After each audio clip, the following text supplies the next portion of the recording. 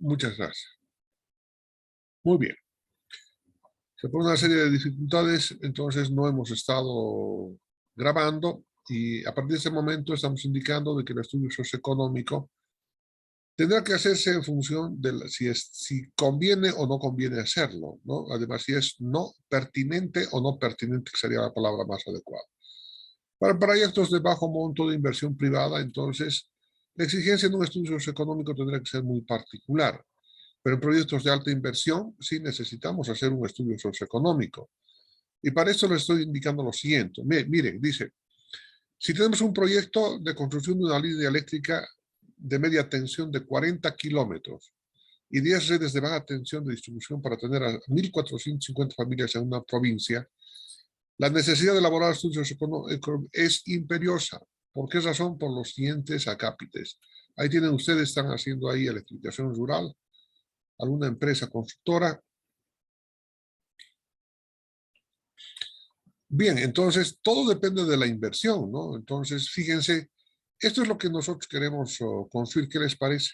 ¿Sí? Les podríamos decir, este es el templo de los ingenieros de sistemas, ¿no? Porque aquí acuden permanentemente para interactuar con la web, para interactuar con lo que denominamos nube. Aquí está. Estos son los servidores. Y es una pequeña visita nomás de las varias salas de servidores que se tienen y es lo que vamos a construir. Ahora me entienden, vamos a construir una granja de servidores para que Bolivia tenga ¿sí?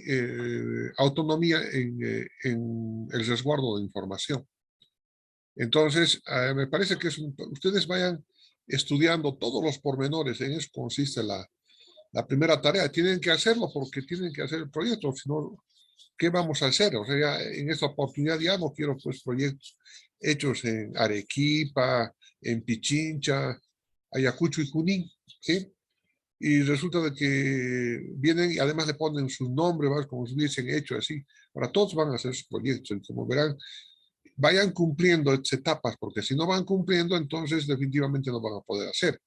Yo les estoy indicando el camino, ¿sí? Para que ustedes, en primer lugar, aprueben y además aprendan, pues, a hacer un proyecto de factibilidad técnico-económico, que es lo que deseamos. Porque después lo teórico está en el libro, ¿sí? No hay o miles de libros que hay en esta temática. Entonces, acabamos de indicar de que nosotros no necesitamos, para grandes proyectos sí necesitamos hacer estudios socioeconómicos porque va a afectar a muchas personas, ¿no? Ahí en la derecha tenemos una refinería o la fábrica de etileno, creo que es, ¿no? De urea, una partecita de la planta, miren, son procesos químicos, etcétera, pero es una altísima inversión de cerca de 1.000 millones de dólares y su producción puede transformar a una región y evidentemente lo está haciendo, ¿no? Como siempre ha ocurrido, por ejemplo, cuando se ha inaugurado la Bélgica, entonces ha dado trabajo a mucha gente en el área de la producción del azúcar, ¿sí? Entonces, ¿se habrá hecho en esa época un estudio socioeconómico? Yo me imagino que no. Pero, sí, pero fíjense, el haber llevado, sí, la planta de la fábrica de azúcar desde Chuquisaca, ¿verdad? Desarmado y haber llevado hasta Santa Cruz, haberla instalado, ha tenido su impacto porque a partir de eso ha empezado a haber mayor producción de caña. Se han llevado gente del occidente del país al oriente para que trabaje en las zafras y por lo tanto han recibido emolumentos económicos, ha mejorado la industria, ha habido producción de azúcar, ha habido disponibilidad de azúcar, es decir, la concepción de una planta industrial o una planta de la magnitud que estamos va a transformar. Por lo tanto, hay necesidad de hacer estudios socioeconómicos. De manera que ustedes no se libran del estudio socioeconómico y veamos cómo se hace, ¿ya? En este caso dice 40 kilómetros de media tensión son $400.000 y sus redes de distribución a 10 poblaciones, un total de 250.000, en total $650.000 es lo que tenemos que invertir para electrificar 15 poblaciones en el área rural son 1.450 familias, son las que se van a conectar a al sistema de distribución. Muy bien. Normalmente en el área rural, ¿sí? El consumo de energía eléctrica no supera los 10 kilovatios, entre 6, 7, etcétera. Por el temor que tienen los campesinos, sí, creo que es hasta lógico, no solamente campesinos, sino también citadinos, de que su consumo, si estuviera por encima de su posibilidad de pago. Entonces siempre van al mínimo, ¿no? Ustedes saben que un bolivianito, 2 bolivianitos en ciertas economías familiares, o sea, tienen mucha repercusión. Entonces, y en cualquier otra familia, lo cierto es de que tiene que ser el precio justo. Bueno, de todos modos, estamos suponiendo que sean 10 kilovatios hora por mes el consumo de energía, y lo que significa 10 bolivianos en la factura, ¿no? Y de manera anual 120 bolivianos, porque 12 facturas, 100 por usuario, equivalentes a $17.22. Si gustan, dividan 120 entre 6.97. Por supuesto que nos da $17.22. Y multiplicados por las 1.450 familias, entonces vamos a vender $24.969 en energía eléctrica como ingreso anual del proyecto. Ese va a ser nuestro ingreso. Y acabo de justificarles el precio, ¿sí? de los 10 kilovatios multiplicado, que corresponde a 120 anuales, $17.22 anuales, multiplicadas por los 1.450 familias, son $24.969 como ingreso anual al proyecto. Pero atención, los proyectos que estamos estudiando, el ingreso no significa pues mucho, ¿no? Para poder atender a eso necesitamos dar servicio. En primer lugar, tenemos que comprar la energía eléctrica y tenemos que revenderla. Por lo tanto, hay un costo. En el intento de mantener esa energía eléctrica estable, disponible, etcétera, necesitamos hacer mantenimiento de las líneas. Tenemos que disponer además que vaya al personal de la empresa a hacer el mantenimiento y hacer el cobro y acciones administrativas, y por lo tanto hay costos. Y además de que el material, ¿sí? se va depreciando. En estas obras de infraestructura eléctrica, o sea, no van a ser igual de la misma magnitud que obras de infraestructura civil. Por lo tanto, es aconsejable tomar unos 20 años como depreciación, porque también así debe ser el tiempo máximo que tienen los postes, ¿no? También se van deteriorando y hay que cambiar, hay que renovar. Entonces, existe una depreciación del activo fijo, que también es un costo. De todos modos, para ser moderados, como digo acá, ¿sí? desapareciendo un momento de la pantalla, ¿sí? vamos a comprar energía, vamos a comprar 191.865 kilovatios hora, ¿sí? al año, a una tarifa de $0.08 por kilovatio hora, que hacen un total de $15.346. Entonces, de estos 24.000, fíjense, 15.346 ya es para pagar la compra de energía. Además, se debe tomar en cuenta que siempre van a haber pérdidas, ¿no? en distribución. Entonces, estamos suponiendo 5% de pérdidas, pero esto es lo que nos va a costar. ¿Cuánto necesitamos? Fíjense, 10 kilovatios hora por 1.450 familias multiplicadas por 10, y eso multiplicado por 12 y más el 5% de pérdidas son 191.835 kilovatios hora anuales. A esa tarifa, entonces son $15.346. Mantenimiento, ¿sí? Hay que cambiar ferretería de línea, aisladores para rayos anuales. En todo el nuevo sistema, más o menos se calcula $2.000 aproximadamente, pueden ser más. Luego, gastos operativos y administrativos, ¿cierto? Ahí están viáticos, salarios, facturación, etcétera, etcétera, que son $2.000 al año. Si ustedes suman esto, entonces son 29.000, a ver, ¿cuánto es? $19.346. De manera que la utilidad va a ser igual a 24.969 menos 19.346, que es la suma de estos tres ítems de acá. Sin hacer consideración, si ustedes estarán viendo acá, depreciación del activo fijo, que es otro tanto, ¿no? Y aquí dice, sin considerar la facturación por demanda de potencia, y tampoco la depreciación de la red.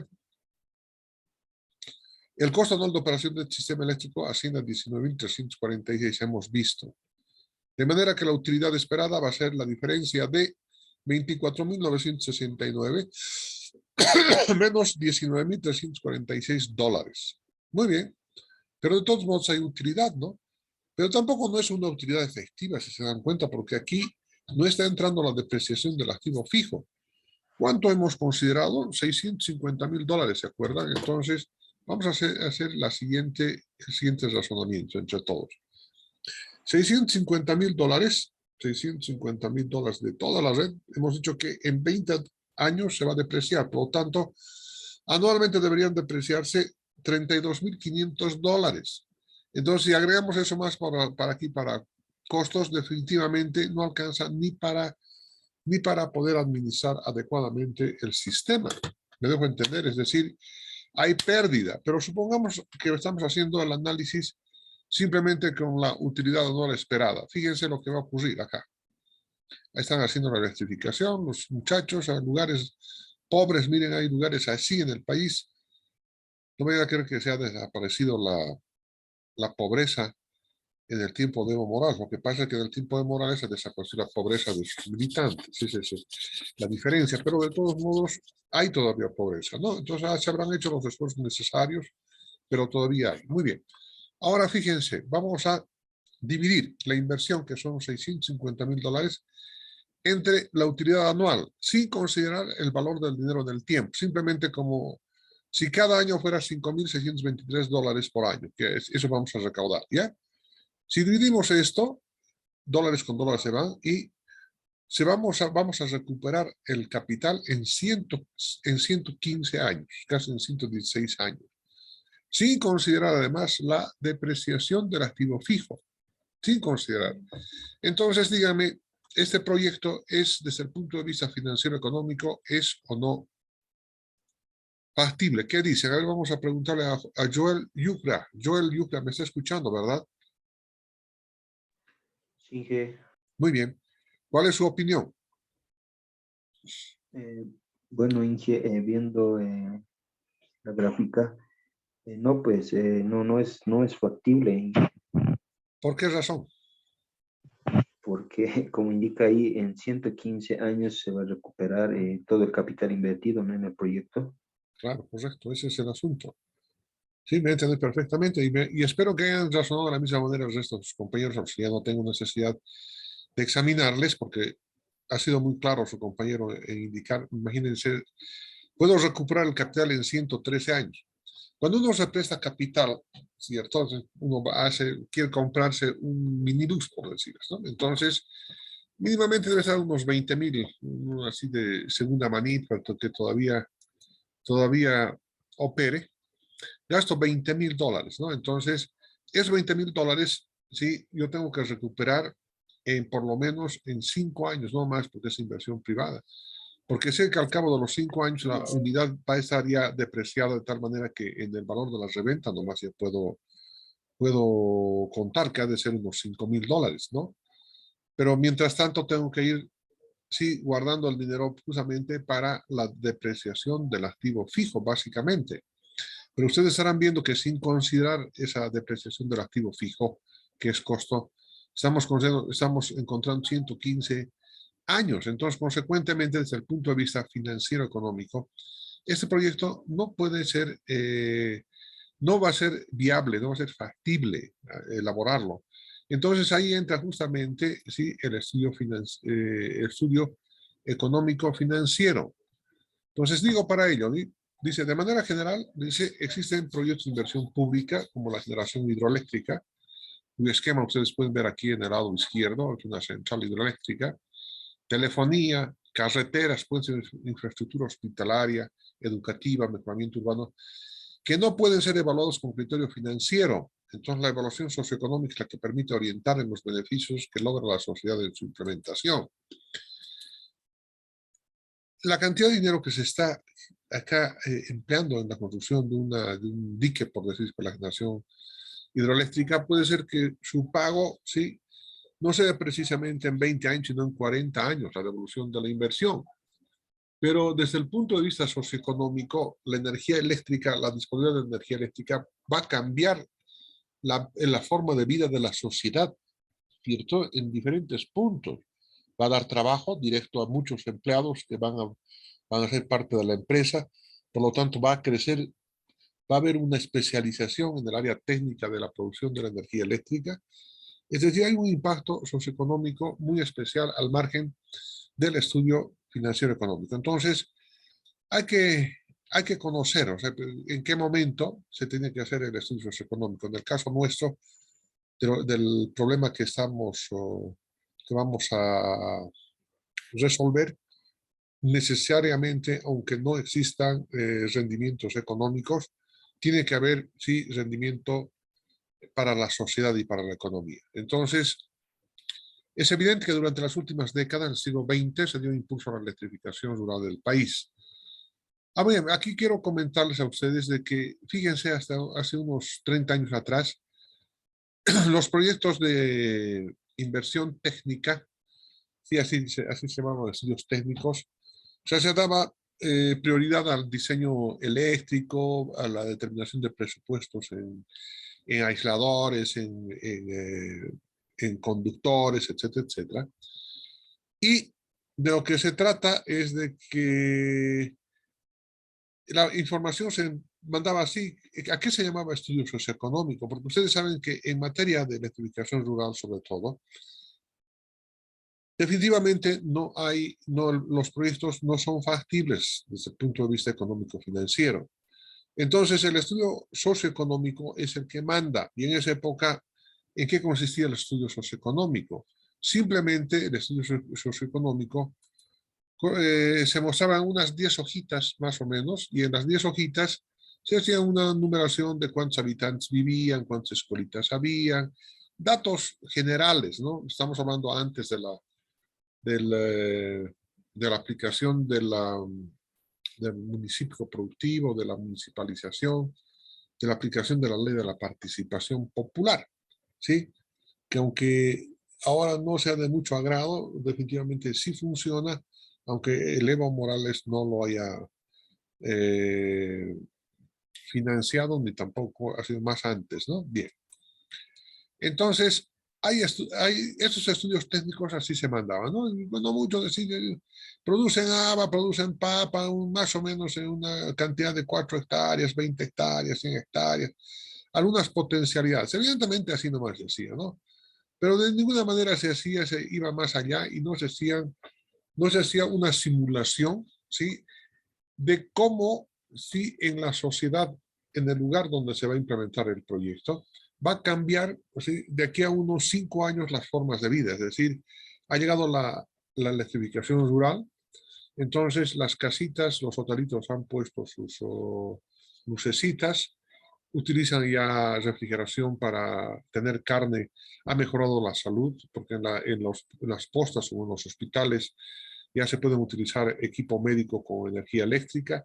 Es decir, hay una mejora en cuanto a las condiciones de salud, de higiene, de alimentación, de refrigeración, de calefacción, del confort en general de las familias, ¿cierto? Entonces, eso es lo que se tiene que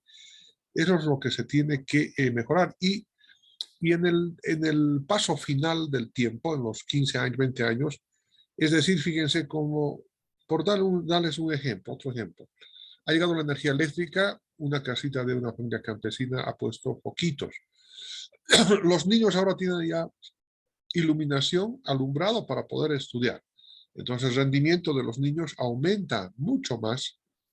Consecuentemente, ese niño que ha aprovechado la escuela, al cabo de 20 años es un ingeniero, ¿cierto? Un licenciado en alguna especialidad, y ha habido un cambio, ¿cierto? Cualitativo en los ingresos, en la forma de pensar, de vivir, etcétera. Entonces, de eso se trata. Hay un cambio al final.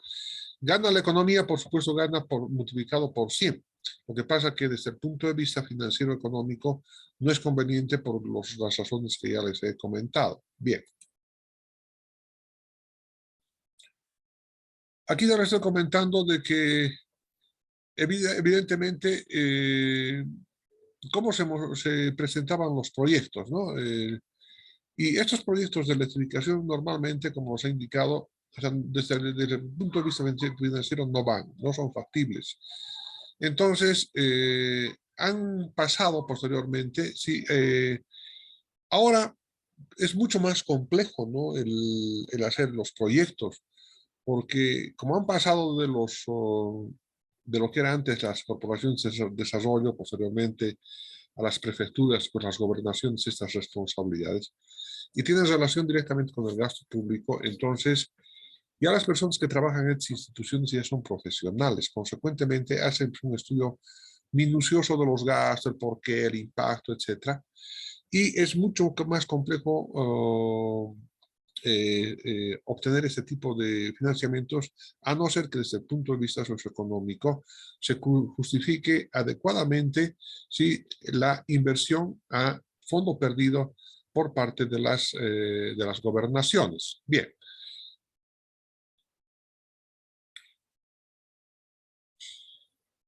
Aquí cuento una aventura, ¿sí? Y dice, cuando estaba en Pro Bolivia, evidentemente he visto varios proyectos y en la parte del estudio socioeconómico, los bandidos, ¿sí? Prácticamente hacían un copy-paste, ¿sí? Del plan de desarrollo municipal de algún lugar. Aquí les estoy presentando los planes de desarrollo municipales. Y claro, evidentemente ya nos entregan información, por supuesto, de fuente secundaria, ellos han tomado de fuente primaria.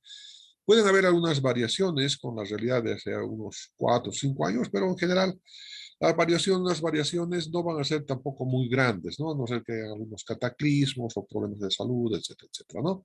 Generalmente en ese tiempo no se produce mucho y los datos para hacer estudios socioeconómicos se pueden utilizar a partir de los planes de desarrollo municipales, PDM. ¿Dónde pueden conseguir estos planes de desarrollo de los municipios?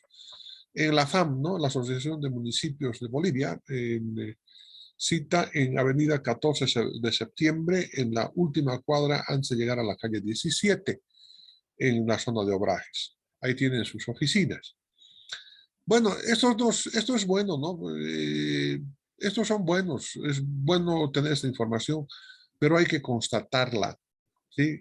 Para que toda la información en el proyecto tiene que ser constatado, tiene que venir de una fuente cierta. Entonces puede ser que hayan especulado, si nunca hayan ido a ver ni medir, y resulta que decían que se producían 11.000 quintales de, por decirles, de duraznos por año, pero eso seguramente hace 5 años, pues vino una helada, vinieron enfermedades y actualmente ya no hay producción siquiera de durazno, como ha ocurrido en el Valle de Tomayapo en Tarija, ¿no? Por las sequías, ya no hay producción tan grande de durazno como antes había. Entonces hay que constatar estos proyectos, pero en el fondo el plan de desarrollo municipal es una interesante ayuda de fuente secundaria para la elaboración del plan para nuestro estudio socioeconómico.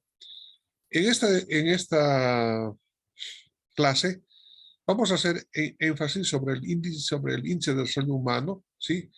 Que nos permite medir qué es lo que pasa con la salud, con la educación y con la generación del Producto Interno Bruto de una determinada región, y que es una metodología que la han apropiado, sí, ya los organismos internacionales para tener un indicador respecto a cada país.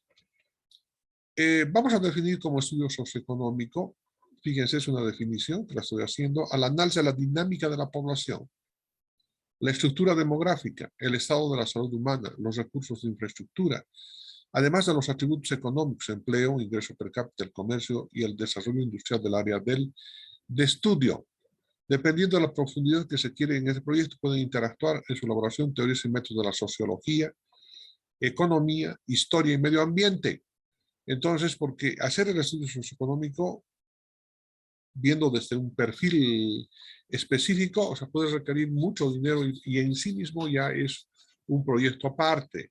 Por eso que ahí pueden intervenir, digo, antropólogos, porque es muy probable que estemos queriendo cambiar, sí, la estructura de pensamiento de un pueblo ancestral, un pueblo aborigen, ¿cierto? Entonces, ahí tendrán que darnos los sociólogos, los especialistas, los antropólogos, si conviene o no conviene hacer el proyecto, ¿no? Entonces, ese estudio socioeconómico nos puede indicar de que no conviene entrar porque son pueblos selváticos y que podrían entrar en contacto con enfermedades, desaparecer como poblaciones vitales. Entonces, hay que ver, hay que analizar desde ese punto de vista también. Pero el objetivo de un estudio socioeconómico para los fines de este manual son dos: determinar las potencialidades económicas del área de estudio y establecer el índice de desarrollo humano del área de estudio y sugerir una estrategia pertinente del proyecto. Es importante determinar las potencialidades económicas del área de estudio, ¿no? Yo quiero hacer un proyecto de una fábrica de mermelada de naranja, por decirles una cosa muy básica, ¿sí? Entonces, ¿dónde voy a hacer? En Palos Blancos, ¿sí? Municipio de Palos Blancos, al norte de La Paz. Y ahí tengo que ver ya quiénes producen la naranja, cómo producen la naranja, todos los elementos, cuánto se produce de naranja, cuál es su potencialidad, etcétera, ¿no? Entonces, para poder hacer una cuantificación y una verificación de lo que estamos haciendo. Aquí vamos a ver, voy a bajar un momentito acá, dice, fuentes de información y consideraciones del límite financiero. La Ley de Participación Popular, que determinó una nueva configuración territorial para impulsar el desarrollo desde las circunscripciones territoriales, permitió que los municipios contaran con los PDMs, Plan de Desarrollo Municipal, aquí está el acrónimo de esas palabras, documentos que brindan información sobre las potencialidades existentes y sobre la base de ellos se desarrollan los planes operativos anuales. Analizados los PDMs de varios municipios, estoy leyendo esto porque es importante, se observó el esmero en la catalogación de sus potencialidades, descripción del estado actual en materia de desarrollo humano, desarrollo institucional y otros aspectos. O sea, todo se analiza ahí. Hay el número de estudiantes de colegio, inclusive hay unas estadísticas. El material de los PDMs es fiable, ¿cierto? Porque han comprado esa información y podemos, salvo algunos ajustes, tomar como información de fuente secundaria para poder aseverar las potencialidades que tiene un determinado lugar. Ahí está el Plan de Desarrollo Municipal de Camataquí 2018-2021. ¿Por qué he puesto esta fotografía acá? Porque, señores, el grave problema con que estamos atravesando en el área rural en este momento en toda Bolivia es de que la población rural se está urbanizando, se está yendo a lugares más poblados dentro del mismo área rural, o vienen a formar los cinturones de pobreza en las ciudades grandes. El ejemplo más típico es lo que está pasando con la ciudad del Alto, ¿no? Es una migración campo-ciudad evidentemente grande. ¿Por qué razón? Porque hay mejores condiciones de vida, mejores oportunidades, entonces no dudan pues en venirse, no, por acá. Otra fuente de información constituyen los estudios del sector que desarrollan organismos del Estado. ProBolivia es un buen ejemplo, y cualquier otro ministerio, ¿no? Porque ahí se han desarrollado varios estudios ya en lácteos, mecatrónica, maderas, metalmecánica, de todo, ¿sí? Y lo que queremos es obtener esa información. Entonces, estas son la información que hay en ministerios, etcétera, es información procesada, confiable, ¿cierto? Confiable, al igual que otros organismos del Estado como puede ser el Instituto Nacional de Estadística, algunas federaciones de empresarios, cámaras de construcción, cámaras agropecuarias del Oriente, etcétera, etcétera. Y además podemos obtener información de las agencias de cooperación internacional que ya han realizado estudios sobre el particular, tales como la GTZ, que es la agencia de distribución, la agencia de ayuda alemana, la Swiss Contact, que es la agencia de ayuda suiza, COICA, que es la agencia de ayuda para el desarrollo de Corea del Sur, JICA, que es o JICA, es la agencia de ayuda del Japón, y así sucesivamente hay varias agencias de ayuda. Y pueden sacar además acá en el ministerio, en los ministerios diferentes que funcionan no solamente acá en el Palacio de Comunicación, sino en cualquier institución departamental. Sí, uno puede obtener información respecto a los análisis que ya se han hecho. Una vez que se hubiera obtenido información de fuente secundaria, que le están comentando, sobre las particularidades de la zona del proyecto que se estudia, llega el momento de preguntar a los financiadores sobre el límite del presupuesto que se otorga para esta etapa de investigación.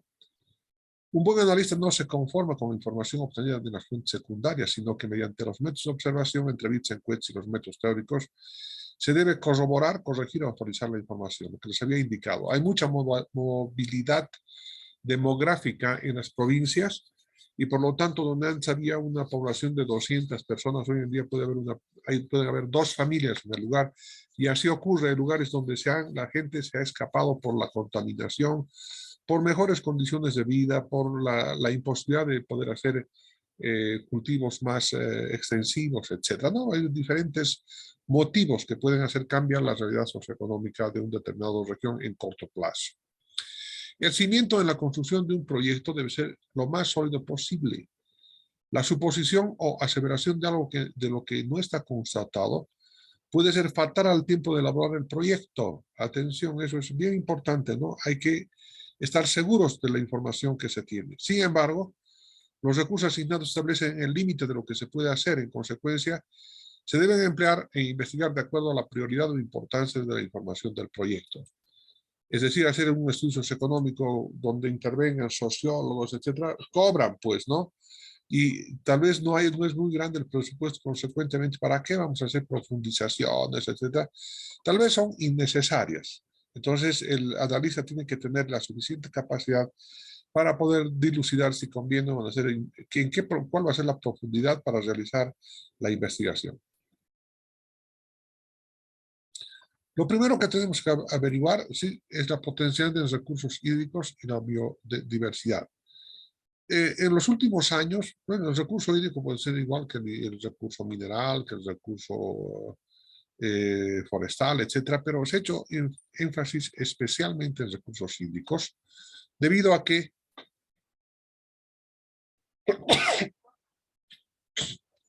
hoy el agua cada vez es más escasa. ¿Sí? Hay mucha contaminación de estos recursos y por lo tanto merece una especial atención. Un proyecto cuyo objetivo es la producción sucedánea del café a partir de la cebada presenta un estudio socioeconómico, una descripción detallada sobre la potencialidad de la región en recursos minerales y turísticos. Luego, con menor atención, desarrolla una inventariación de recursos hídricos, etnología, producción agrícola y pecuaria. Primer señalamiento, dice, ¿no? Si el proyecto se refiere a edafología, producción agrícola, definitivamente la información sobre recursos mineros y otras potencialidades parece que no irían con el proyecto. Van a ir, sí, el análisis de ciertos recursos potenciales del proyecto cuando tengan incidencia con el nuestro. Es decir, en nuestro proyecto que se refiere a la instalación de un